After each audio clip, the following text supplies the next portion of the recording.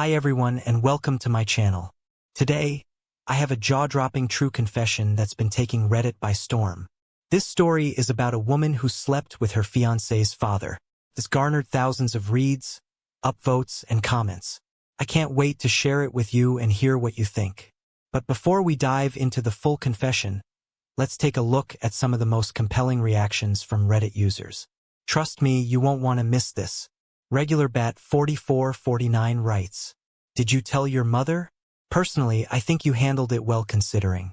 Big Boy Sunberry 345 responds, "Agreed, OP, you handled it better than most. As much pain as you are feeling, it will also be a true horror for your mother to learn all of this.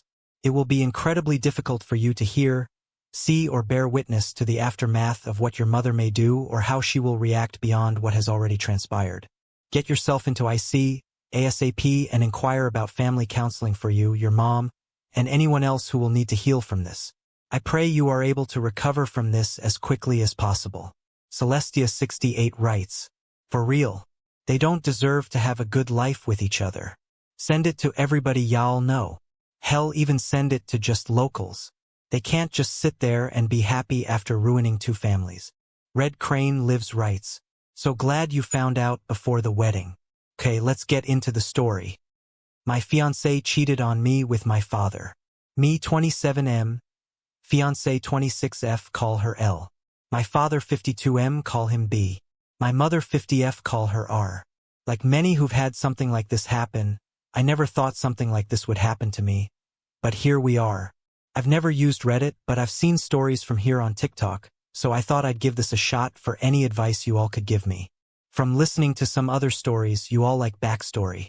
I'll try and be as clear and precise as I can. But it's only been a week, so if I start to lose it during the telling of this, I'm sorry. Elle and I met in her freshman year of college. We were both dorm in the same building where we eventually met. We later found out we lived 2 towns away from each other. So whenever we went home, I let her drive with me. It was only added like 20 minutes, so it was no big deal. After multiple trips and hanging out at school, we started to date. I have a close-knit family, as did she, so we told our families right away. I had met hers plenty of times when dropping her off, but it was nothing more than an introduction and exchanging pleasantries. Both of our families accepted each other with open arms and our relationship grew. I was a year ahead of her, so when I graduated, I went home where I was offered a good job with great pay. I visited her at school whenever I got the chance, and whenever she came home, we would make time for each other. After she graduated, she moved in with me as both of our jobs were in the city near where we grew up. Like me, she was offered a position at the company she works at now with great pay. After living together for about 3 years, I proposed, and we have been planning our wedding since. Now on to the part you're all reading for. Looking back, there was plenty of things I overlooked that I just wrote off thinking my father was just trying to welcome my ex into our family. Things like my father calling her all the time, and if I was around, they would just tell me they were talking about the upcoming family party or something along those lines. One time Elle was in the shower and her phone rang. I seen it was my dad. So I answered when he realized it was me. He sounded both upset and surprised that I picked up. I then asked what's up. He responded that he wanted to talk to Elle about my mother's birthday that was in a week. And after a minute we ended the call. Even typing this out now, I feel like an idiot for not seeing it sooner. On the day I found out, it was like any other day. Elle had Thursdays off, so she made breakfast for both of us. When I set out for work, she gave me a kiss and told me to have a great day. During my drive to work, I realized I had forgotten some paperwork I would need for a meeting I had at 3 p.m. I shrugged it off and told myself I would just go home at lunch to get it. Elle texted me throughout the day talking about all the casual stuff a couple talks about, like, "What do you want for dinner? I did the laundry, do you want me to hang it up for you, blah blah blah." I didn't think it necessary to text her I was coming home for lunch, so when it came around, I just left work and went home. When I got home, I noticed a car that looked like my father's in our parking lot, but I didn't think anything of it and just parked and went into our building. When I opened the door, I was met with a scene out of a movie where a man comes home early and catches his spouse cheating. Such a cliché. There was a trail of clothes, both his and hers, leading to my bedroom, and the sound of faint moans echoed through my apartment. I stood in the doorway in utter shock. My brain was a mix of rage, sadness, and disgust. But if you were a fly on my wall, you would see what looked like a statue I just couldn't move. When I finally snapped to, not knowing how much time had passed, I took out my phone to record. I picked up all the clothes that were on the floor and threw them into the hallway of the building. After I filmed the walk to my bedroom, the door was open.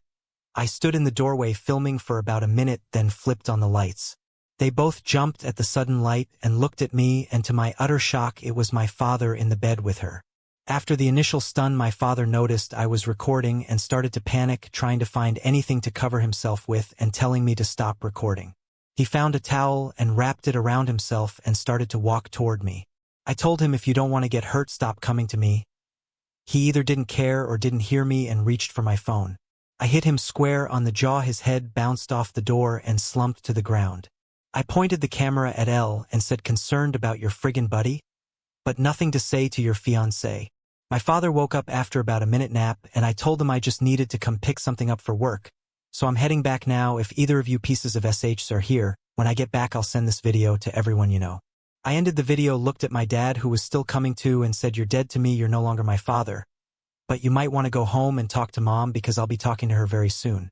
I sat in my car for a while until one of the bosses at work called to ask where I was. I told her I was on my way back right now. When I got to her office to hand her the paperwork, I must have looked awful because she started asking what was wrong with me. I told her it was nothing and I'd be okay. I could see her scanning me up and down, and she noticed some blood on my collar and stood up and rushed over to me and said, "You're bleeding." I looked down and said it was my father's. She looked confused, so I pulled out my phone and showed her the video. She watched it in its entirety. She was introduced to Elle a few times, but never my father. She sat there silent for a moment until it finally clicked that my fiancé was cheating on me. But not only was she cheating, it was with my father. She asked if there was anything she could do, suggesting I take some time off, but I told her I can't go back there right now. That I just need a minute and I'd be fine for the meeting, and I have another shirt in my office. The meeting went over fine. I put on a smile for everyone like nothing had happened. My boss came up to me after the meeting and asked how I could do that, but I just said I don't know, in one of my office. I then came home and I was alone for the first time in a very long time. Thank you for reading. I'm sorry I carried on so much, but it was therapeutic getting everything down. I just don't know what to do. I definitely need to get the hell out of this apartment. I just can't live here anymore, and there's no possible way I'm sleeping in that bed. I know not only do I have to go get checked out for STDs, but I think I broke something in my hand.